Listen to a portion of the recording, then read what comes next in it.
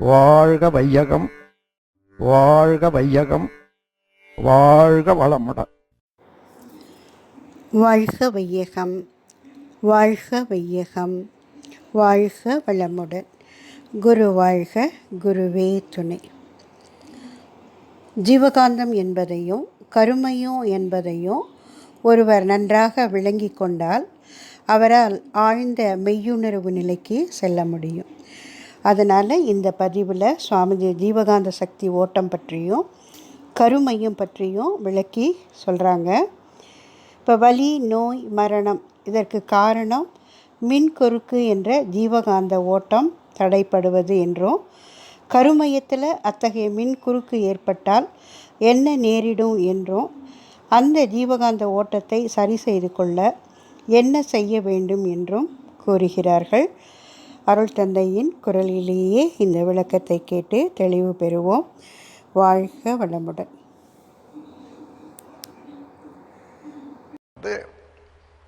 உடல் முழுவதும் இந்த காந்த சக்தி ஓடுது இல்லையா?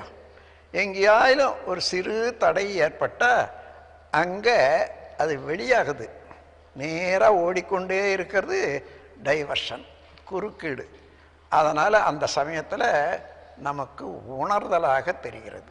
ஏன்னா அதே காந்த சக்தி தான் மனமாக இருப்பதனால மனம் எந்த அளவு அந்த சக்தி வெளியேறுது, எந்த இடத்துல வெளியேறுது என்றதை உணர்ந்து கொள்வது தான் உணர்வு.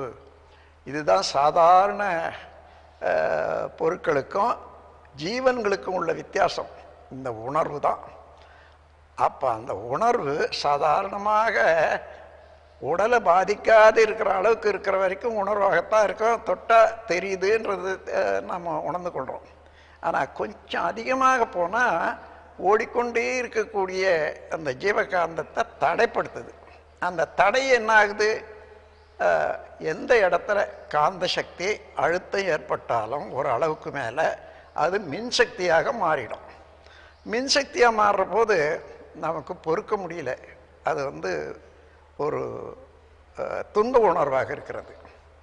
அப்போ துன்ப உணர்வு என்று உடலில் எந்த இடத்துல ஏற்பட்டாலும் நம்ம உடலில் ஓடிக்கொண்டே இருக்கக்கூடிய ஜீவகாந்த சக்தி அந்த இடத்துல தடைப்பட்டு விட்டது என்றதான் அர்த்தம். அதன் பிறகு அது ஏதோ தடைப்பட்டது உடனே நீங்கி போச்சுன்னு சொன்னால் அது வலி எடுத்தது சரியாக போச்சு. ஆனால் நீடிச்சதுன்னு வச்சுங்க, நீண்ட நேரம் அந்த தடை, அந்த நீண்ட நேரம் தடையாக இருக்குமே ஆனால் விரிந்து கொண்டே இருக்கும் அந்த தடை. அப்போ விரிந்து கொண்டே இருக்குன்னா அளவில் உடலில் பரவலாகவும் வரும், காலத்தாலேயும் நீளம். அம்மாதிரியான தடையத்தான் வியாதின்னு சொல்கிறோம். எந்தெந்த உறுப்பில் இந்த தடை ஏற்படுதோ அதுதான் வியாதி. அப்போது இந்த தடை தான் ஷார்ட் சர்க்குட்டுன்னு ஆங்கிலத்தில் சொல்லுவாங்க, தமிழில் மின்குறுக்குன்னு சொல்கிறோம். இந்த மின்குறுக்கு இப்போது விளக்கில் ஷார்ட் சர்க்குட் ஏற்பட்டால் விளக்கு நின்று போகும், அது ஃபீஸ் ஆகும். ஆனால் சில சமயம் அதிகமாக இருந்ததுன்னா அந்த ஷார்ட் சர்க்குட்டு மெயின் சுவிட்சே போயிடும். அதே போல் நமக்கும் அப்படி ஷார்ட் சர்க்குட் அதிகமானால் எந்த இடத்துல எந்த வியாதியினாலேயும் அது கருமையத்தை பாதித்து அங்கேயே ஃபியூஸ் ஆகிட்ட போது அங்கேயே ஷார்ட் சர்க்குட் வந்துட்ட போது கருமையம் உடைந்து விடும். அதாவது அங்கே உள்ள நரம்புகளெல்லாம் இயக்கத்தை மாற்றிக்கொள்ளும். அப்போது அங்கே கருமையத்தில் காந்த சக்தி அழுத்தம் ஒன்று இருக்குது, உயிர் சக்தியினுடைய அழுத்தம் ஒன்று இருக்குது. அதுக்கு மேலாக 12 வயதுக்கு மேற்பட்டவர்களுக்கெல்லாம் சர்ப்ளஸாக இருக்கக்கூடிய செக்ஷுவல் வைட்டல் ஃப்ளூயிடு, விந்து நாதம், அதுவும் அங்கே தான் மையம் கொண்டு இருக்கும். ஆக இந்த 3 இயக்கமும் சேர்ந்து சரியாக இருக்கிற போது தான் மனித உடல் ஆரோக்கியமாக இருக்குது, எல்லா உணர்வுகளும் நல்லா இருக்குது என்ன சொல்கிறோம்.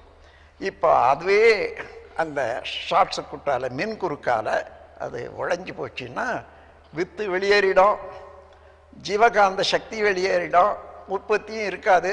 அதுக்கு பேர் டெத், சாவுன்னு சொல்கிறோம்.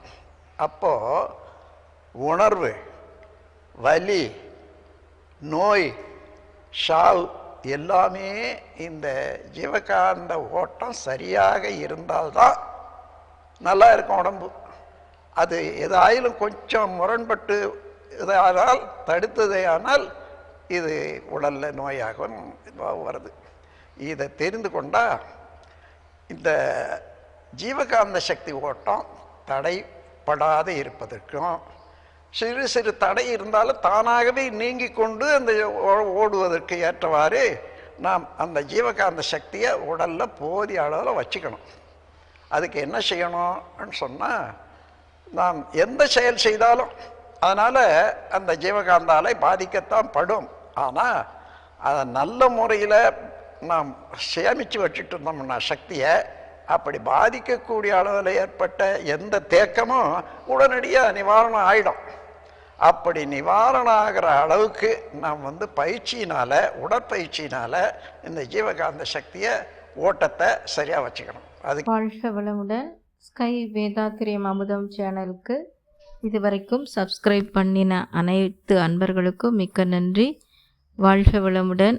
அனைவரும் வேதாத்திரிய தத்துவங்களை உலகறிய செய்வோம். இந்த சேனலை உங்கள் நண்பர்கள் அனைவருக்கும் ஷேர் செய்து பயன்பெறுங்கள். நன்றி. வாழ்க வளமுடன்.